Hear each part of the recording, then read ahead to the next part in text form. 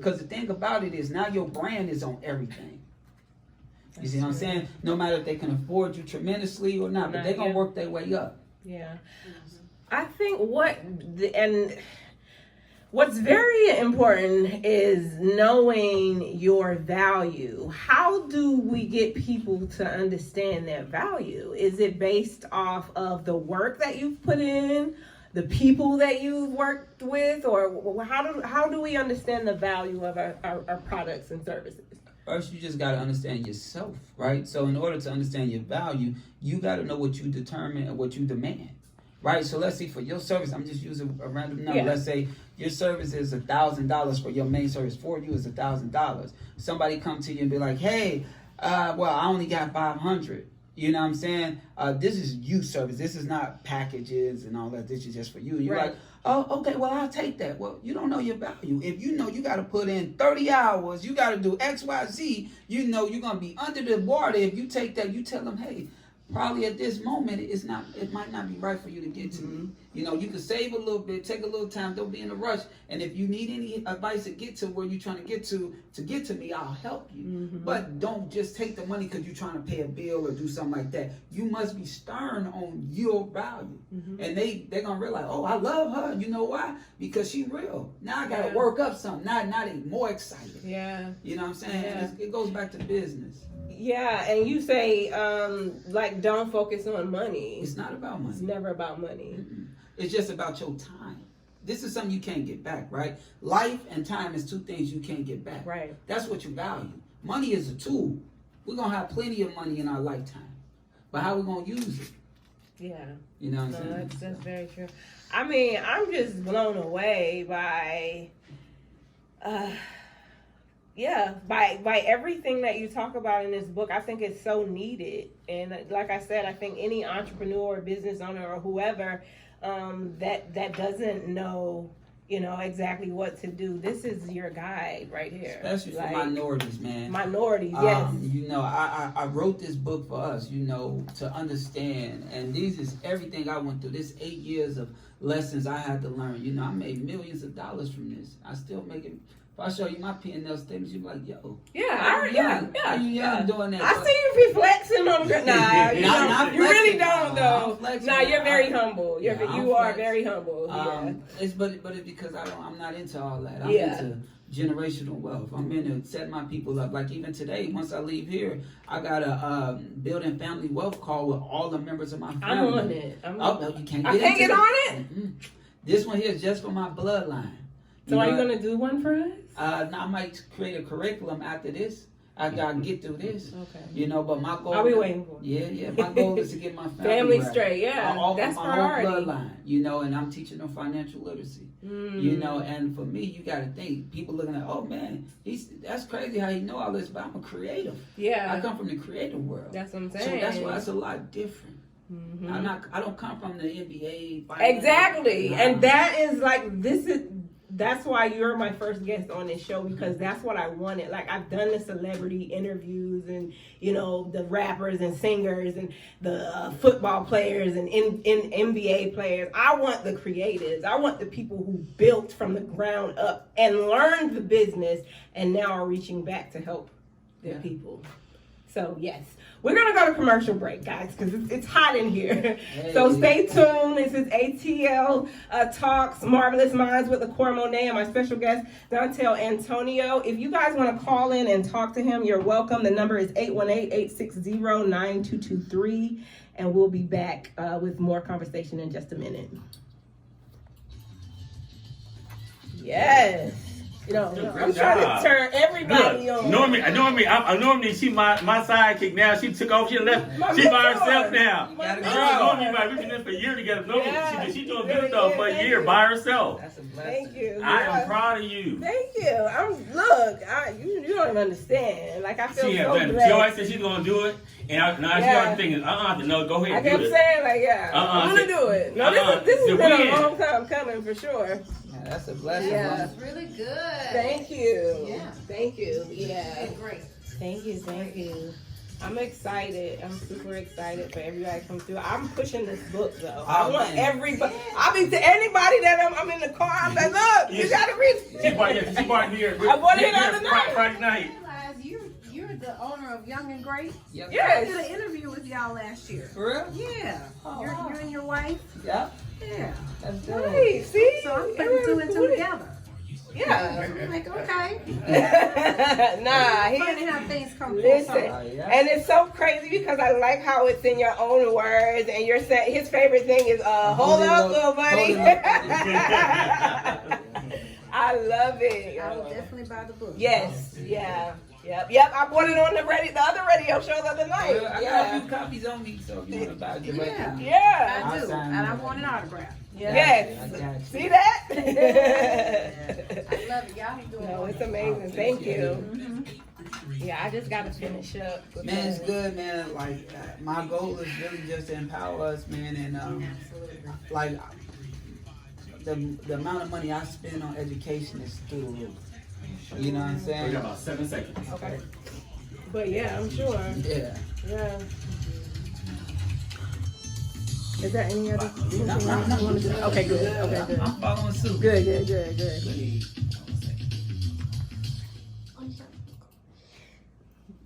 Hey, what's up? We're back. It's your girl, LaCora Monet, Marvelous Minds, right here on ATL Talks, and we are still in the conversation with my brother, Dontell Antonio. We're talking about his new book, Broke Creatives Don't Make Money, Learn the Business of Being a Creative.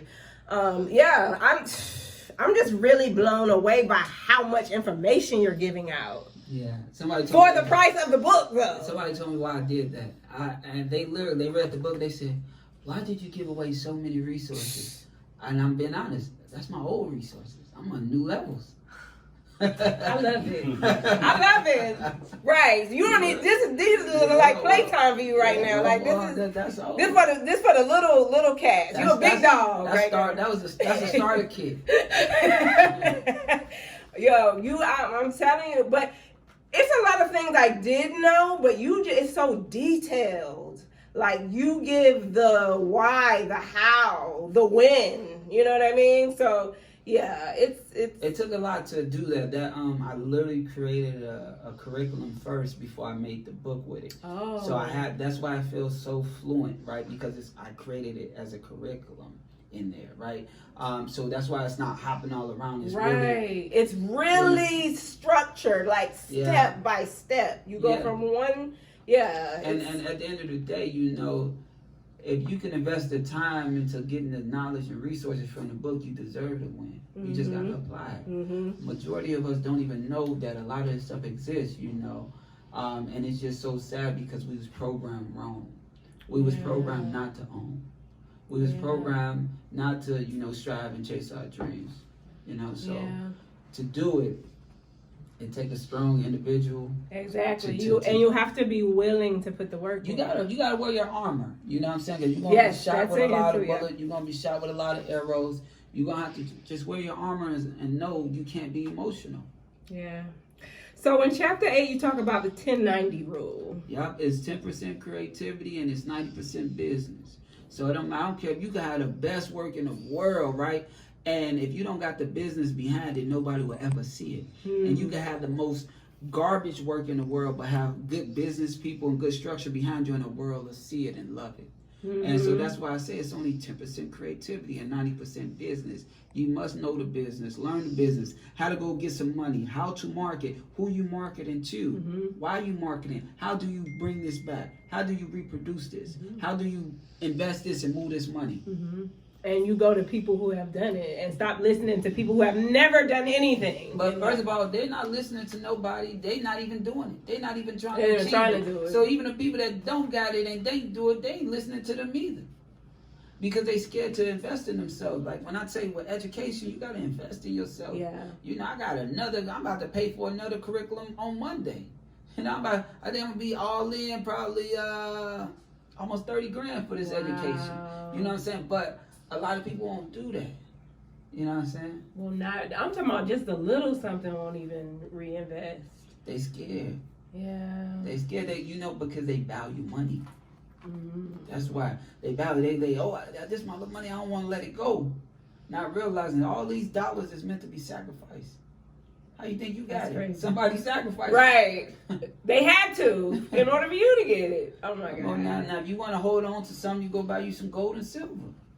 You know what I'm saying? So let me read just a little bit of, this is from, which chapter is this in? I think it's 8, I want to say. You need to surround your audience with your brand. There are several different outlets you can use to accomplish this. Think about Coca-Cola or McDonald's. You see these brands everywhere. If these big brands are still marketing, you need to be marketing too. Understand your audience triggers. What will make your audience think of you?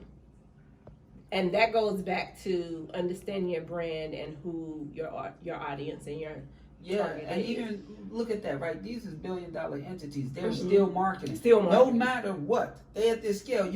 You're at this scale and you're not even made it nowhere, and you scared to invest into marketing. Something is wrong. Right. And you know what? It's crazy. I was going down. Is it Buford Highway? Is that how you say it? Yes, Highway. Yeah, and I saw a Rolex billboard, and it made me think of you. Yeah, you gotta keep a timepiece. I'm like, Rolex is up, got a billboard out here. You gotta keep a timepiece on you too. Like you gotta keep one of those. Yeah. You feel me? Always keep a timepiece. Compound interest. Can you build a house without a foundation? No, you can't. No, you need a foundation to secure the stability of your home. Where do we start with that? You have a layer brick by brick to provide stability and build your beautiful home. And brick by brick meaning what? Everything. Like it takes time. You know what I'm saying? Lessons, new things, new learning, new tools, new this just to make that happen. New mentors, new everything, new mindsets. Yeah, first and foremost. You feel me? So, because they think this just gonna happen overnight. Yeah. No, you gotta be the one to lay it. That goes back, as you talk about that too. There is no such thing as overnight success. Overnight success don't exist. Why do we think that though? Where do we get the idea? Because we only come into the picture of people once they already succeed. That's it. That's it. We don't see how long it took them to get there. What they had to sacrifice, what they gave up. We don't see that. We're not even looking for that. No. We just see the prize. Yeah. Oh man. Like even think about like what Tyler Perry just became a billionaire.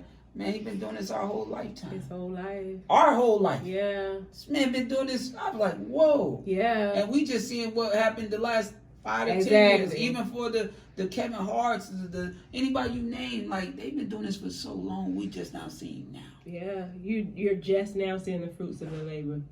And then we think it's gonna happen tomorrow for us. We impatient. Like just because they see them internet stars blowing up, man, then you see them collapse 1 month later. Exactly. Like what happened to such and such? Oh yeah, that's what happened. Because they didn't have no foundation. Right. So you talk about the mindset, which is that's like the first thing that you have to work on. But what is like your daily routine? Tell us what you do when you wake up in the morning. Well, I wake up, get a little workout in, do a 2-mile walk, prepare for my day. Like if I got meetings, if I got stuff to do for my clients, get that together. But there's routine. Everything's routine, I might use the restroom before that just to think about it, Yeah, no, because that's in the book. I was like, you sit there and you do your thing. Hey, that's a daily routine right there. You got to detox and you got to get that time. That's that idle time. Yeah. How like easy or how hard? Let me word this right. Because I don't want to give people the wrong idea. And we're in chapter now. I'm looking at ownership and freedom. And you say ownership equals freedom. Equals freedom. And, a lot of these kids now, especially with social media, they are looking towards like the tech world. Like they want to be YouTubers or, whatever. And like school is not really as important, I think. What do you say to that? Because you talk about level that. of school though? I guess, starting like high school, high school, college. they don't have no choice. It's mandatory. You have to, it's yeah. mandatory, but college, you have a choice. Yeah. You know what I'm saying? For me, I'm not so. I went to college and I dropped out 3/4 from my bachelor's. You know, because they was teaching me how to be an employee and not an owner. And now everybody that did graduate. Did you know that right then, though? That's why I dropped out. Really? Yes. So you caught on real quick. Same thing, Captain? 18. Yeah, so I knew it right then. And because you telling me, like I went to Art Institute of Atlanta, so you telling me I'm paying all this money to get critiqued by students that knows as much as I know. Nothing. Right. But the teachers is just there. You want this a month, this a year. It was crazy. And then one teacher told me, hey, you can't start your own company. You need to go intern for 5 to 10 years. What? Let me take that 5 to 10 years to fall and get back up and figure it out. Yeah. And look, I see kids that did graduate from my class of college and they're not doing nothing. Anything. They said to me all the time, man, we so proud of you. You dropped out and look at you. We stayed and look at us. We over here working at this little store, that little store. Yeah. And it's crazy. It's so crazy. You know. But what was putting you as a youth that made you have that, you know, that aspiration, I guess, to be to know that in college, no, this is not what's going on. I started as an entrepreneur probably 10. You know, because so my mother was young. on dope. You know what I'm saying? So if I wanted something, I had to go cut grass, shovel snow, sell Kool-Aid, do it just to get it. So I knew, like it was my thing started with this scooter. Target sold. I was 10. The Target sold the scooter for like $214. And I told myself, hey, I want this scooter. So me and my friend Theo, he lived in the house. I lived in a little apartment building. So he had a lawnmower. Oh. So I was like, yo, let's go cut grass for $25 a house. You know what I'm saying? But I was doing this because I wanted that scooter. Mm-hmm. You know what I'm saying? And I literally bought that scooter probably less than a week. What? You And cut that many? You was not playing about that. But it's the same etiquette to this day. Yeah. If I want it, I go get You it. go I get it. figure out how to do get it the right way. Mm-hmm. So yards was $25. We'd split it, but what happened was he wasn't as eager as me. Right. So he'll go out of town or something. I'll say, hey, I need to come get the lawnmower, Yeah. and I'm cutting people grass by myself. I'm knocking on the doors because I always had a great personality. Yeah. You know what I'm saying? So I always could talk to people as a kid because by my mom being on dope, you know, we was in and out of foster care and stuff like that. So we lived with so many different families and ethnicities and religions. So I got to get molded by so many different people and personalities. So I learned personalities young. So yeah. That's amazing. You have an amazing story. So I know that you're saying you want your readers to get out of this book. Which if you read it, you can't help but get all of the information that's in here. But what is like your overall goal? Are you wanting to keep writing as author your thing now? My overall goal is to be the bank for creatives. All right, so within the next 5 years, we'll accumulate a lot of assets and we'll be able to loan money to creatives to create their projects and without stealing their ownership, without raping them. Like Hollywood, especially minorities. So let's say you got an idea for a movie and you got XYZ in order. Well, you'll come to us and we'll finance it. And then what we'll do, of course, we got to recoup our money. But when we do the breakdown, it'd be like an 80-20 split. You keep 80%, we keep 20. And now you got generational wealth. Now you got residuals hitting you, you know, whatever the breakdown period is, but you own something. You know what I'm saying? Unlike Hollywood, they'd be like, well, we'll just pay for everything. We'll give you a little role, maybe give you 1 point, and that's it. This is our product. We own all the rights. We won't do that to you. Yeah. No, that's dope, though. You know, so that's my goal. Yeah. You know, and then, of course, I EP a lot of projects, and I direct a lot of projects. But my movies that I shoot is more culture driven, you know, to build awareness, kind of like the modern day, like John Singleton, like, you know what I'm saying, you know, Ryan Coogler's like real life movies that impact our community to uplift us, because there's a lot of stuff that's out here that's not uplifting us, and we jump aboard like, oh man, this is dope, but what did you walk away with? Right. You know what I'm Right. saying? Yeah. And it's so funny with the state of what we're going through right now. So I mean, to be honest, this state should have helped a lot of people. it should have. Yeah. You know what I'm saying? And if they did wrong by it, then they're going to feel it. But if they didn't, this was enough time to prep, to get your vision together. You sitting in the house, I think the government was helping a lot of people. And you could focus on it because you still get your little money if you still at a job, whatever it may be. This was the best time. You had a whole year. That's true. I swear, that is so true. Year. That's so true. You know, if you didn't do what you were supposed to do, I feel sorry. Yeah. Well, I don't feel sorry. Look, you done gave him a whole. Listen.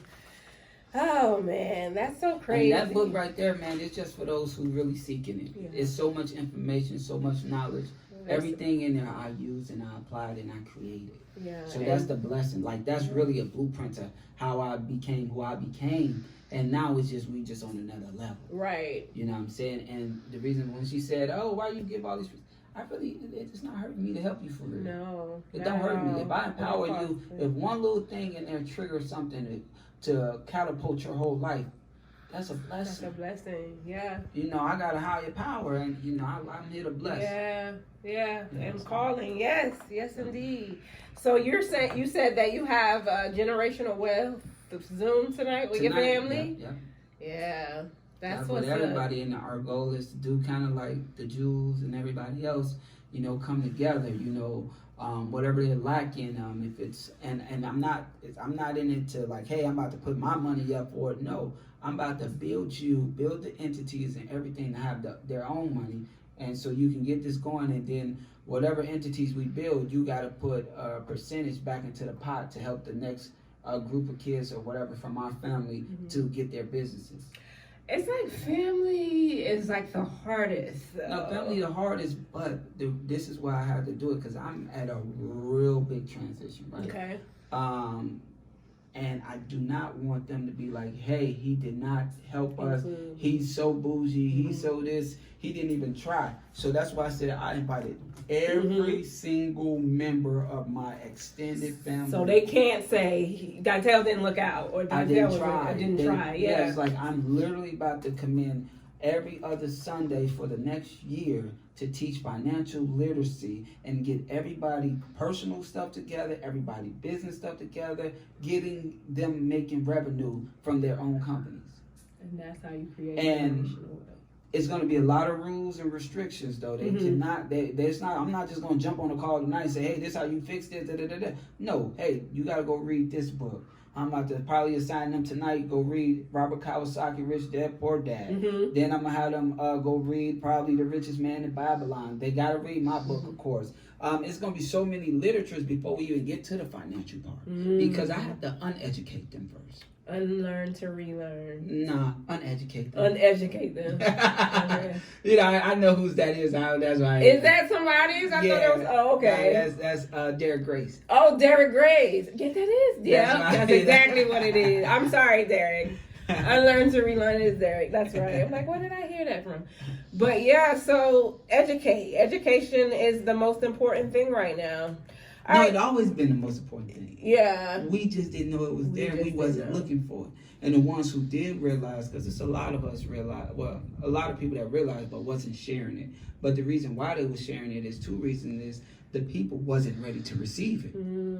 So I can share this go over your head. You're not ready to receive it. You're wasting my time. Exactly.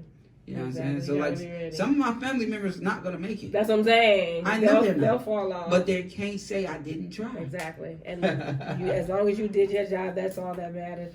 Well, we're gonna go to another commercial break, and then we'll come back and wrap it up with you, Dontell. Like I said, if you guys wanted to call in, you're welcome to 818-860-9223. We're on ATL Talks. Go ahead and download that app because I'm going to be here each and every Sunday, 1 p.m. And we'll be right back. Marvelous Minds with LaCora Monet.